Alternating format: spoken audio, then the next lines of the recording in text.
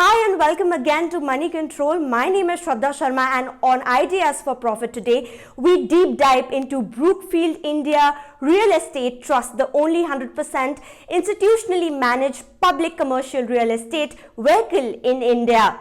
Brookfield opened its initial public offering for subscription on February 3rd with a price band of Rs 274 to 275 per unit, and the issue will close on February 5th. All about Brookfield REIT. Brookfield REIT is sponsored by an affiliate of Brookfield Asset Management, one of the world's largest alternative asset managers with approximately $575 billion in asset under management as of September 2020. The company owns an initial portfolio of 4 large campuses format office parks in Mumbai, Gurugram, Noida and Kolkata. It houses clients such as Accenture, Pine Labs, Cognizant, Sapient, Capgemini, Bank of America and Barclays with committed same-store occupancy of 92%. Further, these properties have 7.1 years of weighted average lease expiry and potential 36% mark-to-market on rentals. So how the portfolio has been listed? The portfolio of these assets will now be listed, and the investors who want to own the part of this portfolio can invest in the units of REIT. Each of these units have been offered at 11.6% discount to NAV. Net asset value is a function of cash flows and is based on certain assumptions made by independent valuers about the rentals and other incomes earned over the life of these assets. If one buys its units at Rs 275, the pre-tax yield based on the payout works out closer to 7.95%. To maintain the current yield, the organic growth is assumed at around 6%.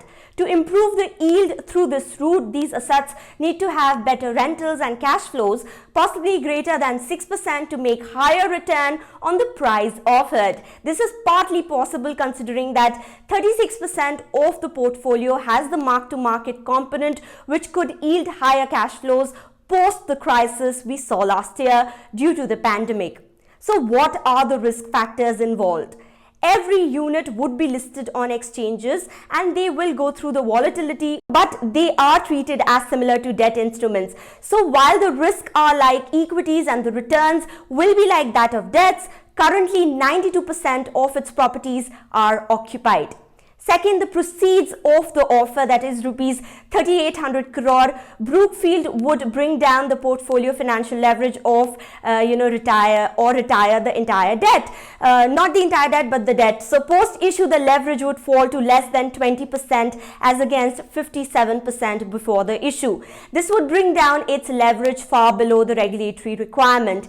Even at 30 to 35% leverage, it can, in future raise substantial amount of debt to tap growth opportunities and acquire new properties.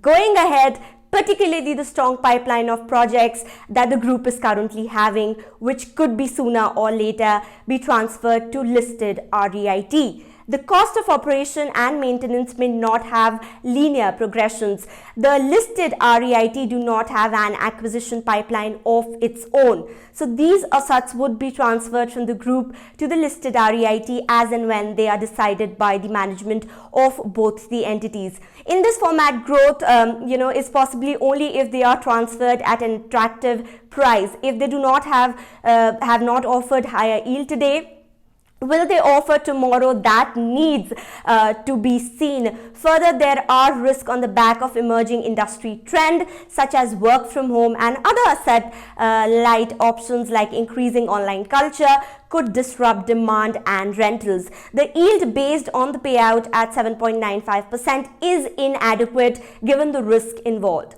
Post the announcement of the massive increase in capex and consequently the government borrowing program in the union budget recently, interest rate on bonds have shot up. India's sovereign 10-year government bond yield rose by 20 basis points to 6.12%.